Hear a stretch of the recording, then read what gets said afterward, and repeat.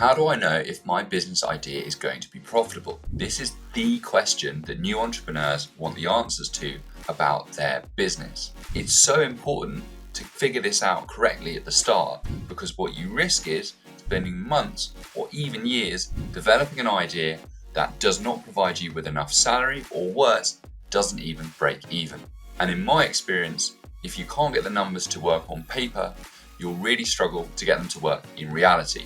My name is Sam Gibbs and I run Founders Launch Hub. We help aspiring UK entrepreneurs to design, build and launch their new businesses. In this video, I'm going to show you my process for how I work out if a business idea is profitable. We're going to look at costs, we're going to look at setting your price, we're going to look at your profit margin, and we're going to look at how much you need to sell in order to make enough income for yourself. All right, enough with the intros, let's jump into it.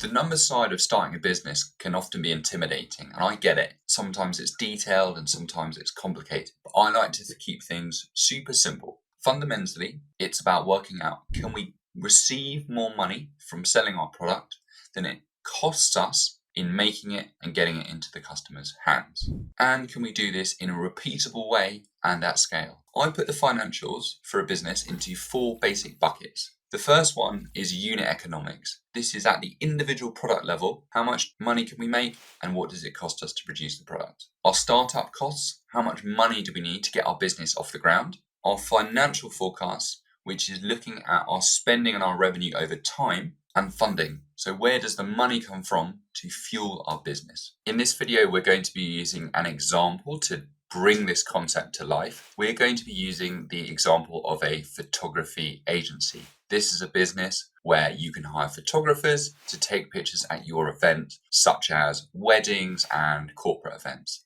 The way the business is structured in this example, we've got a business owner who runs the business, it's their business, and the business owner hires 2 photography freelancers to go to the events and take the photos. The freelancers are not employees, they're not staff, they're contractors on a day rate. Throughout this exercise, I'm going to be using our Founders Launch Hub Excel, which makes doing these calculations really simple.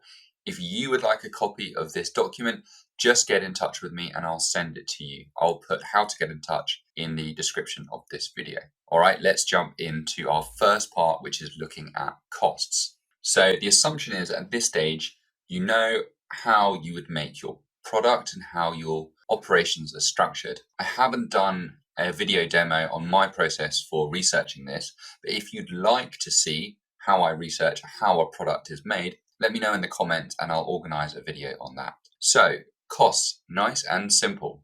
The first thing you'll do is make a list of all your expenses. So these are all the things that you need to buy or use or do to create your product.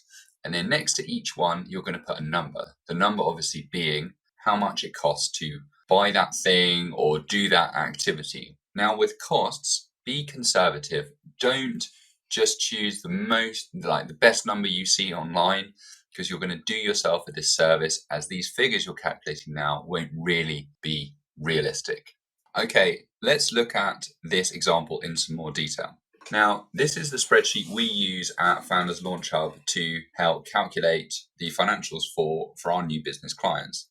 Like I say, if you want a copy of this, just get in touch and I'll send it to you. So we're going to jump down to the costs here. In column C are our monthly numbers and column E are our annual numbers. So for this example, what we said was we've got freelancers who are employed by the business owners who go to the events and take the photographs. The assumption is there are 2 freelancers at each event, and the day rate for each freelancer is £350. So for the 2 of them, that's 700 quid to be there for the day for them to do that work. For all of these calculations, I'm assuming that the company can run 8 events per month, so that's 2 per week. That might be slightly higher than you probably initially start out, but I'm using that to show what maybe the business would look like kind of after a year or so of trading, and just to give us something to work with for this example. So these costs here that I'm highlighting are what in accounting you might refer to as direct costs. These are costs directly associated with the production of the good or service. So for this photography example, big expense here are your freelancer costs. I'm also assuming that there are expenses given to the freelancers for petrol, travel, lunch, things like that. So I've assumed £75 per day for that. I've assumed £800, so £100 cost per click advertising per event. I've also assumed a £100 per month software cost, so post-production, touching up the photos and things like that. Final thing I'm including is I'm making the assumption that this business will send a USB stick to their customers after the event with all the photos on it. So I'm assuming that's £20 to sort the USB and get it shipped over to the client. So annually, this gives us direct costs of £94,000, 320 pence. A small business will also have other administrative costs in the background. In accounting, these are typically your indirect costs, so not associated with any one particular product. These are things like your website, your email, phone line, having an accountant, things like that. I've taken what is standard for small businesses from third-party applications and things like that, and this gives us an annual cost of £5,310. The final cost I'm including here is a miscellaneous line item, 250 quid a month. This is basically stuff we forgot to budget for, and this is just providing us with a little bit of a buffer just in case. So our total costs now are just over 100 grand. And what you can see from column F here is I've put in what are the percentage of the total costs. So we can quickly look down and we can see which of these expenses the biggest contributor to our overall cost, which is really important because that shows us where we need to focus if we want to bring costs down. Now you can see that it's in the direct costs related to actually going to the events and doing the photographs. 92% of our costs sit here, so that's where almost all of it is. 65% of total costs are paying our freelancers. What that means is if you as a business owner think, okay, that's too high, you've got a choice there. You could lower that day rate, or at the moment we've got 2 people going to each one. So you might decide, okay, I'm just going to send 1 freelancer, that's all we need, or maybe I'll send 1 freelancer and I'll go myself. So that's a way of bringing that cost down to reduce your overall cost base. A quick favour, if you've been enjoying this content, don't forget to like and subscribe. That really helps our channel and allows our content to reach and help as many people as possible. All right, back to the video. Cool. So that is costs, nice and simple. Be aware that costs will fluctuate as your supplier costs change, inflation and other things like that. And you should constantly be striving to bring your cost base down. And you'll also be working to achieve economies of scale as well. So as you get bigger, hopefully things in aggregate or relatively get cheaper for you as well. All right, let's jump into the next section now. Okay, let's look at the other side of the coin now, which is revenue. Revenue is simply your product price times the number of units you think you can sell. Now, pricing is a whole subject in and of itself and can become quite complicated. So at this point, at the start of your business journey, just keep it really simple. There are 5 things that I use in my approach that help me think about price. The first one is, what's the market rate? So what are my competitors charging and what are my customers spending on other people's products? This is real data and tells you what people are really spending. So it's a great starting point for what's realistic. Number 2, what is my break-even point? How much do I need to charge in order to cover my costs? Number 3, what's the value to the customer? This is really easy to do if it's something that saves people money or makes people money. It's easy to put a monetary value on that. But for other products, think about how you'd value this for the customer. Number 4, think about what's in your offer. So if you add in all the little products, all the bells and whistles, what does it add up to? And then finally, what's the highest price you think you can charge? Obviously, there'll be sensitivity to this number, but you should constantly be thinking about that because it's really important to allowing your business to maintain healthy margins and ultimately give you the highest take-home pay possible. All right, so let's have a look at this example here. So I did some research for wedding photographers in London. I saw prices as low as £600 and all the way up to £6,000, which is absolutely loads. Ballpark, I was seeing around £1,600. So I'm going to use that for this example. We're doing 8 a month. So that gives us an annual revenue of £153,600. And it's as simple as that. Once you know your price and once you know how many you can sell, you'll be able to get your revenue number. Cool. So let's go on to the next step and look at profit margin. Okay, so now the number we've all been waiting for. Is our business profitable or not? So let's have a look with this example. So we've calculated our revenue, 153,000, and we've calculated our costs, just over 100,000. So we can tell from those two numbers that we will be making a profit. So our profit is just over £50,000 at a 33% margin, which is pretty decent. So it's as simple as that with working out your profit. But there's a couple of other things which you'd want to consider if you were doing this in reality, which we haven't shown here. The first is your startup costs. So if you had spent, let's say, 10 grand on startup costs, think equipment, branding, getting your website set up, any other bits and pieces you need to get your business off the ground. You'd want to consider actually how long is it going to take to recoup those startup costs. So here you can see that I've put in £10,000.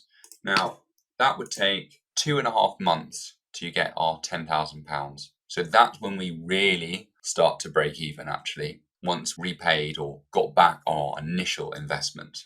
The other thing we can do at this stage is we can start to work out which element is having the biggest impact on our profit margin. So think of it in terms of different levers that we can pull. I always find this quite interesting to play around and experiment, use the spreadsheet, put in different numbers and see what it does to your profit margin. Let's look at an example now. So here is our current profit margin, 33%. Let's see what happens when we double the number of events we go to, and let's see what happens when we double the price to see which is having the biggest impact. So if we double the number of events, currently we're doing about 2 per week, so 8 a month, let's bump that up to 16 events per month. The profit margin was 33% and it's gone up slightly to 36%, so not much of a change on the profit margin. And that's to be expected because most of our costs are direct costs associated with going and running our service. It's the freelancer cost. So if we do more events, it doesn't necessarily lead to a higher profit margin. So let's play around, but this time we're going to change the price. So we're charging £1,600. Let's bump that up to £3,200 per event. And we'll go back to our profit margin. You can see they're massive. So basically doubled our margin. So what that tells us is it's in the unit economics of the direct costs. That's our biggest way to affect the price. Either bring our direct cost down or bring our price up. That's where we get the biggest increase in our profit margin. If you've got questions on this content or any other aspect of starting a business, then head over to founderslaunchhub.co.uk or check the link in the description and you can schedule in a free no pressure strategy call.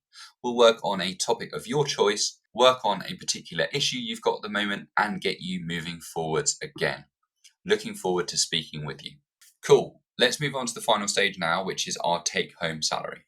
Now's the part any new entrepreneur wants to know about their new business. Is it enough to sustain them? Is it enough to live off? Can you quit your job and go and work solely on your business? So we come back to the profit numbers here because this is what you get out of your business. So £50,000.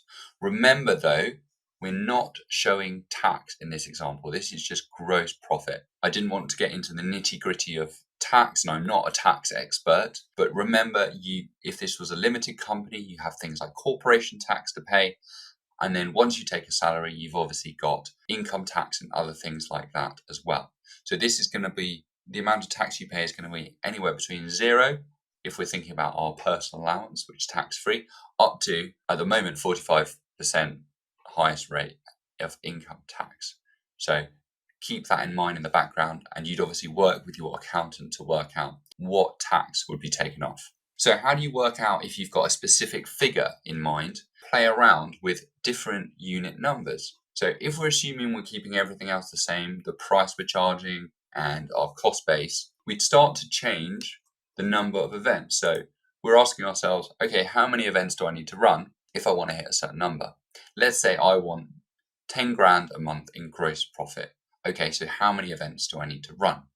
So let's play around here. Let's bump this up to 17 events per month and see what that gives us. Cool, so profit is now just shy of 10 grand, 9,917 and 50 pence.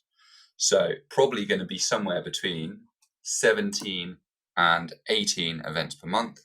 Let's put in 18 and see what it gives us. Cool. Profit there of £10,547, 50 pence. Cool. So that's how you find out how many units you need to sell. Now that you've done all this work, it's a good point to pause and reflect. Ultimately, is your business one that you want to progress, having seen these initial numbers? If your profit margin was very low, or if it was looking like it'd be really tough to generate enough revenue, you might go, oh, okay, at this point, maybe I don't want to do it at all, or maybe I'm going to pivot significantly. Or at this point, you might go, yeah, this is workable, but there's some work to be done on driving down cost, working out how I can increase my price and making overall and improving my overall profit margin. You'll also want to reflect at this point in terms of, okay, what scale, what size, how many units do I need to be selling to allow me to achieve that salary, that ultimate income that I want to get to. Cool. That is everything. We've been through all the aspects of our unit economics. Hopefully you see it's not as difficult as you thought. Get a good understanding of what your costs are, work out what you're going to charge, work out how many you can sell, put those numbers together and you get your profit. And from that, you can work out the type of amount of money you're taking home. It's been amazing speaking with you again. Hope you found this helpful and useful, and I will see you soon. Bye-bye.